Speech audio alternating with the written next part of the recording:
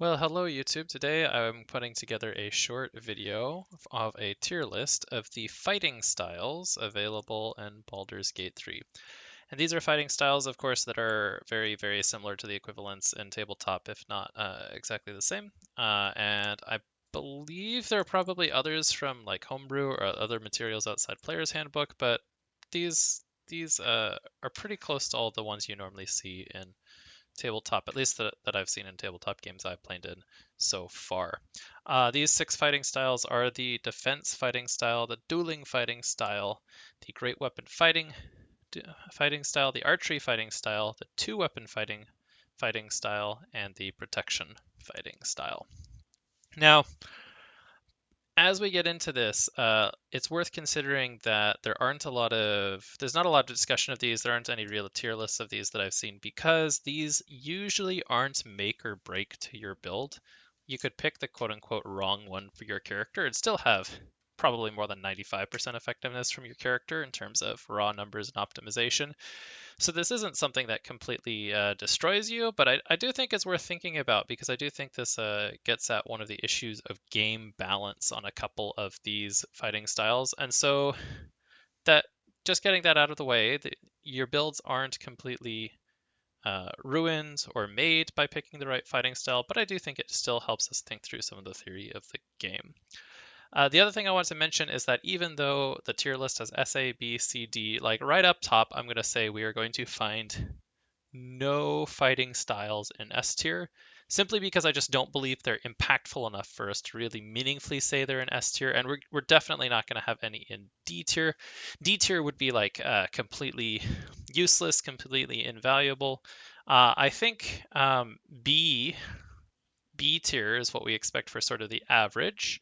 And that's you're getting out of the fighting style what you expect to get out of the fighting style. And A tier is when you're getting noticeably better than that. And I'll explain why I think some of these are better or worse based on how we go. Now, the final thing to mention is that obviously fighting styles aren't available to all classes. It's only a select few that can even pick them. So obviously fighter, ranger, paladin, and then certain subclasses of bard are the ones that get them. Rogues and barbarians do not, which is actually something that holds both of those classes back a little bit. Rogue more so than barbarian. But even on the classes that do get it, they don't necessarily have access to all six except for fighter. So it can be a little bit weird. Usually you only pick one, but then if you're a champion fighter, you get two, or if you do some multi-classing, sometimes you'll end up with multiple. So it's not exactly like these are all fungible, right? I can't just say, oh, I could pick archery or I could pick defense on any character that has a fighting style. That's not necessarily true. Um, and so you have to kind of disregard that. I'm just ranking these on the power level of the classes that are playing them. So I'm kind of saying if you had a build where you're actually building around this fighting style and using it intelligently, then this is the grade that I would give it. And so when we do that, I think they all fall into B and A. And let's go ahead and get started. First, I'm just going to mention defense. The defense fighting style gives you a +1 to armor class. And obviously a +1 to armor class is nice. You'll get hit slightly less often. But especially in Baldur's Gate 3, it's really, really easy to get armor class. If you have... It's just really easy to get.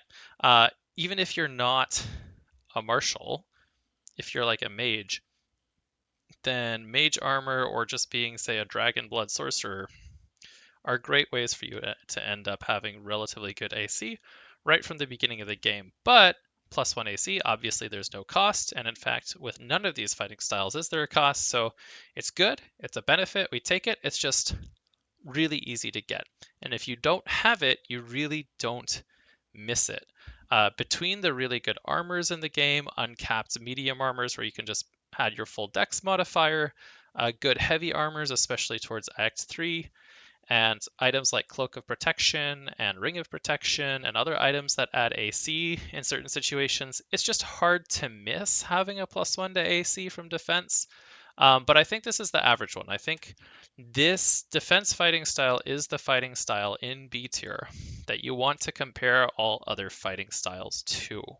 So I thought I would just start there, say that up front, +1 AC, it's good, there's no cost, it's just that you really don't miss it most of the time.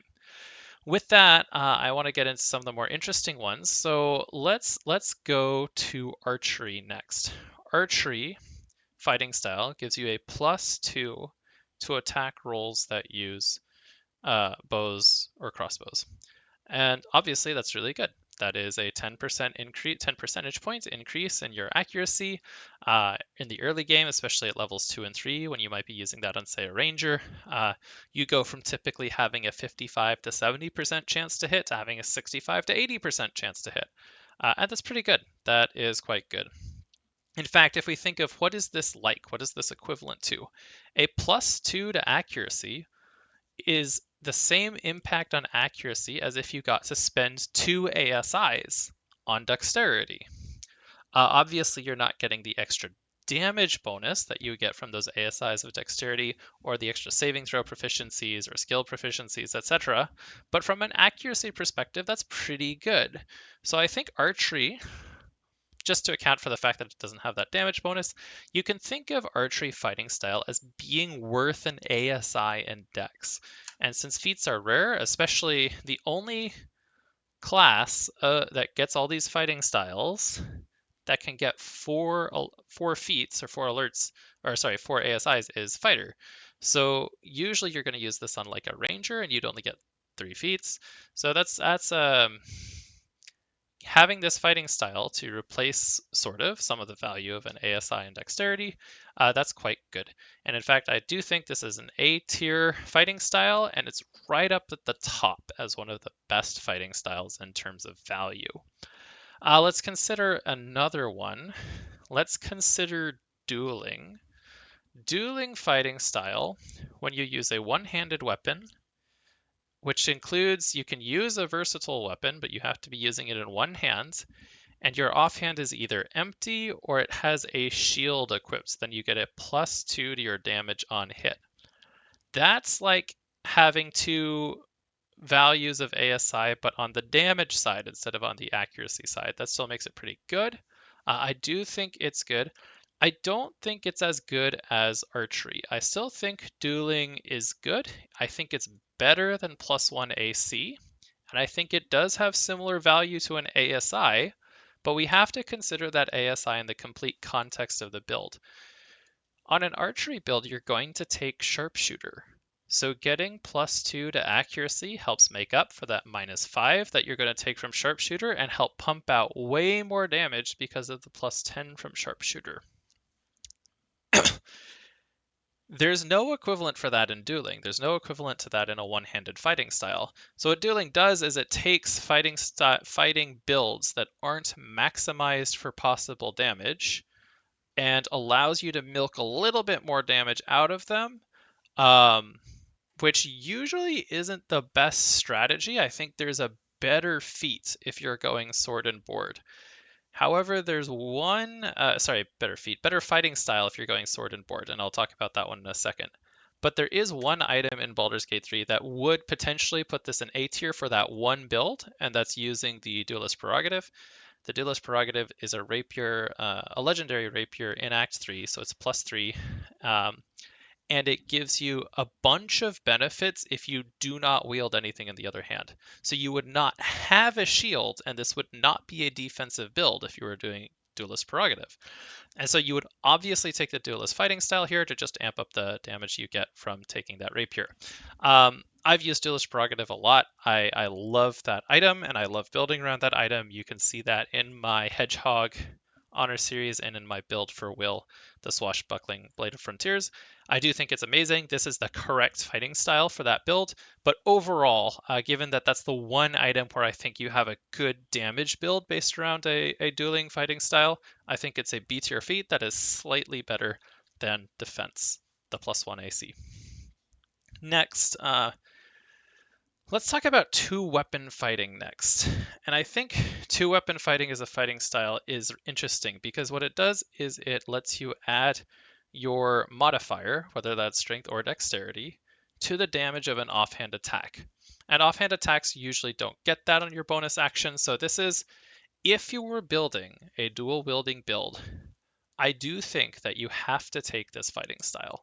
You would not take defense because you would probably also be taking the dual wielder feat so that you can wield heavier weapons, and that would give you another +1 AC with that feat. So why take the defense fighting style?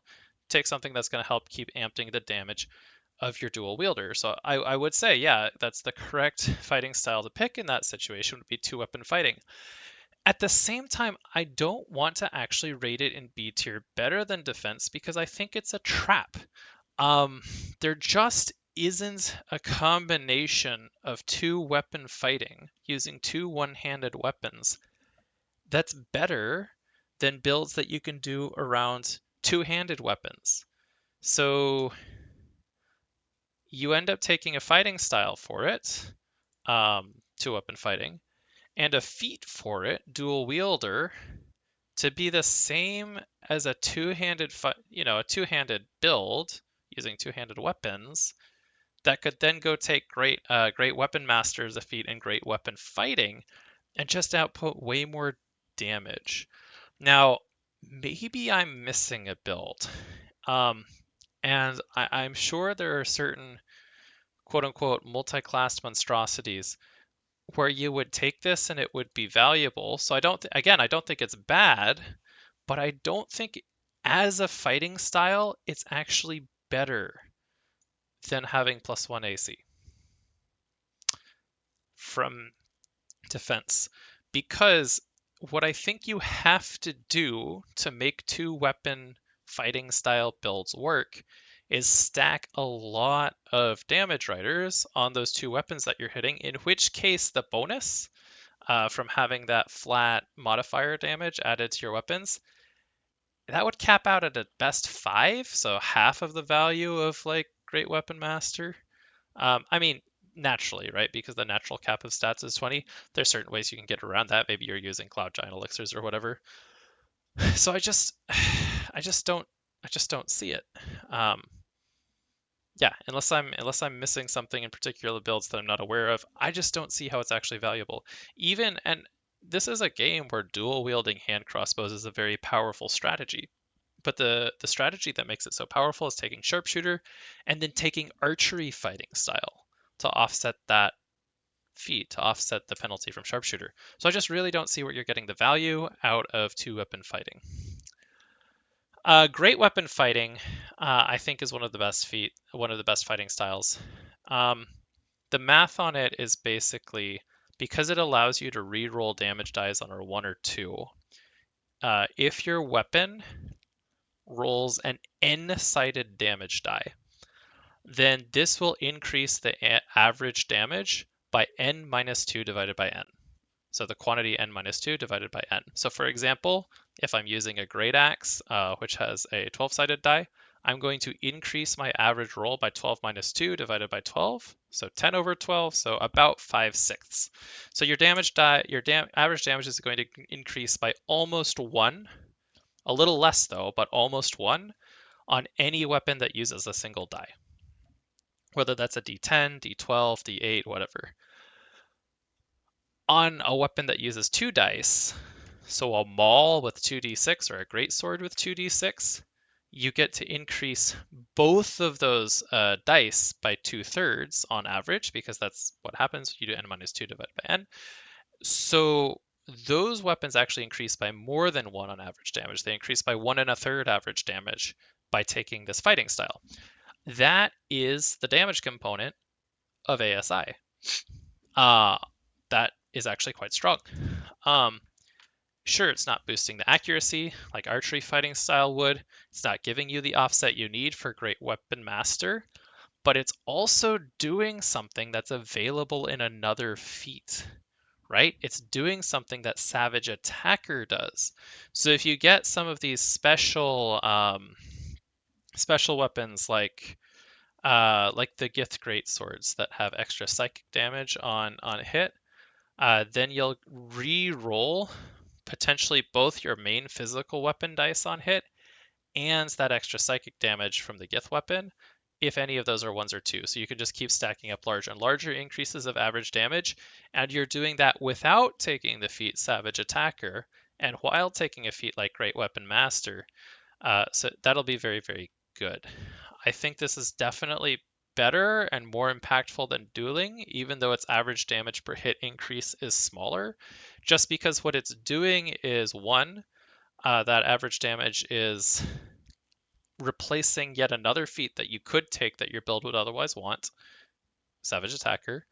Two, it's continuing to increase average damage on a build that's built around damage and has flat plus 10s to it, and those flat plus 10s from Great Weapon Master are a lot better than what you get out of dueling builds. And then three, and this is kind of a counterintuitive one, it feels like it's going against what I just said, it's protecting against bad randomness. Because it only triggers when you roll a 1 or a 2 on a damage die, if you're running like a polearm build, maybe a halberd, you have a d10. So rolling a 1 or a 2 when you could have rolled an 8, 9, or 10 on that die, that is a big loss in damage. That's something you want to happen as rarely as possible. And thankfully, you're basically getting this protection against the bad outcome. So without this fighting style, you'd have a 20% chance of a 1 or a 2 every time you attack with your halberd. That drops to a 1 in 25% chance because you have to do it twice with this fighting style. This side is not as impactful on those double dice things like the mice and the mulls and the great swords. Their average increases by a bigger amount, by 1 1/3. But the randomness down is still there. You don't have as much randomness protection, bad luck protection. But on the big damage die weapons like great axes, halberds, glaives, where you're rolling like a d10 or a d12, you have a lot of bad outcome protection because of great weapon fighting. So that's actually very good. There's no equivalent to that for archery, which you need it less for archery, right? Longbows are only a d8. But it's really important on these two-handed builds, especially the ones that are using the pole arms, the D10s and the D12s, to get that protection against bad outcomes. The controversial take, I think the most controversial take I'll have here, is that the protection fighting style is A tier, and it's better than everything in B tier. The protection fighting style provides you a reaction if you are using a shield. You can impose disadvantage on one attack per round because you're consuming your reactions, only one attack per round, on any attack on someone else within 5 meters from you. And a lot of people hate on this fighting style. They hate on this fighting style because it incentivizes you to keep characters clumped. I'm not like elitist. I'm not telling you you have to play the game this way. I'm not saying you're bad if you don't play the game the way I like to play the game, but I don't really enjoy not taking something because it seems potentially inconvenient to implement. I actually think it's quite easy and quite fun to play to the condition that protection requires. I find it much more engaging to go through the game thinking, how can I make sure my characters end their turns in such a way that protection fighting style would still trigger because they're close together? And it makes it feel like I'm playing more strategically and therefore in a more fun way. If that's not your thing, I totally get it. I'm not saying that that's bad. You don't have to take this fighting style. All these other fighting styles are fine. You'll get all the benefits you need and have fun. But I think protection's really good, and I think it's really fun. Now, I've talked about why it's fun because I think it engages your tactical brain more interestingly than some of the other ones do. But it's really good because disadvantage is on average a decrease of 3.3, 3.4. So it's like having a reaction to give your ally an extra 3 AC on one attack. That's a lot of AC. 1 AC is very easily replaceable. That's not a big deal. 3 AC, that's a lot harder to come by. Obviously, it's not as good as the shield spell, but it's also costing no resources. It's not like this only happens once per short rest or once per long rest. It's happening all the time.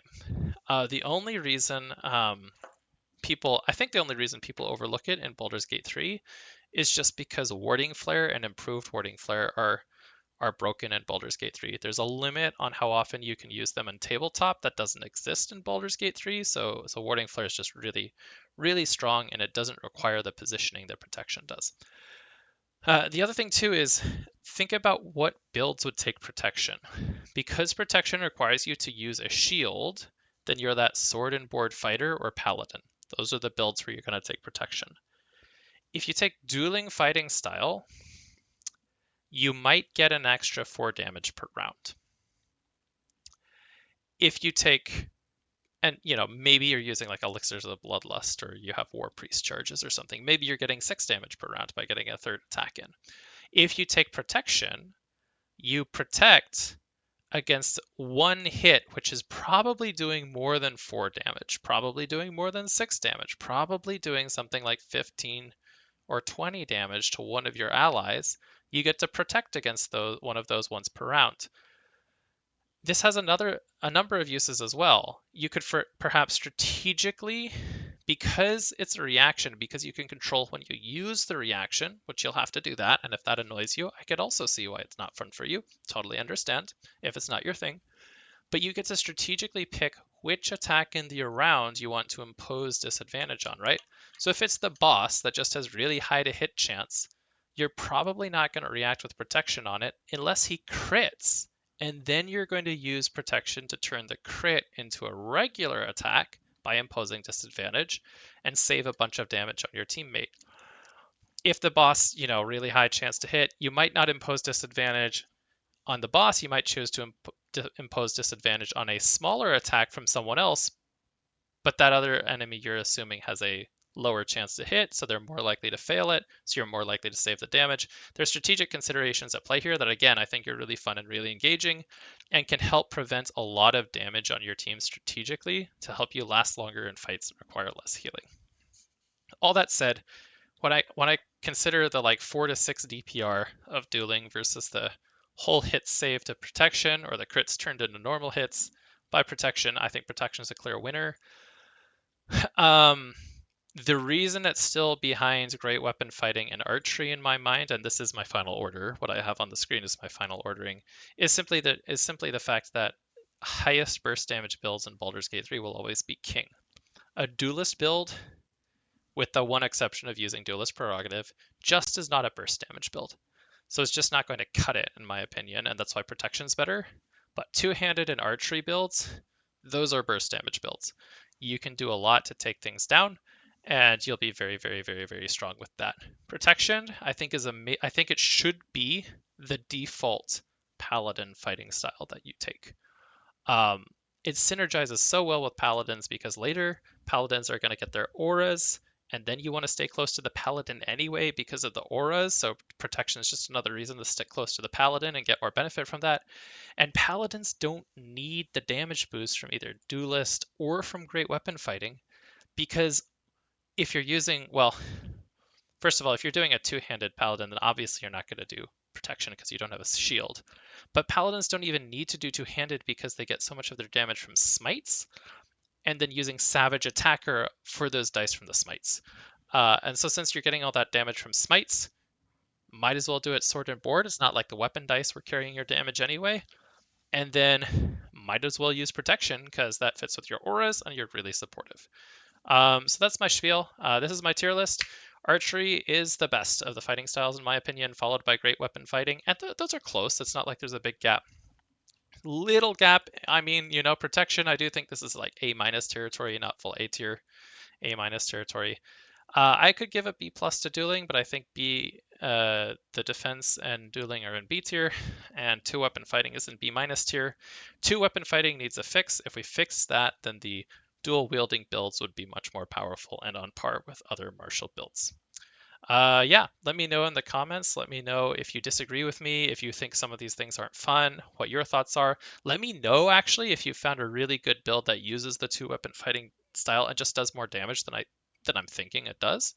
I could see maybe something off of like what's it called, the Shadow Blade maybe?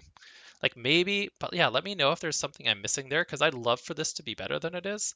And yeah, go ahead, disagree with me in the comments on other things. Maybe you like great weapon fighting more than archery. I don't know. And maybe you just hate protection. Love to hear it. I'm probably not going to change this list, but I hope there's good discussion in the comments. Thanks for watching.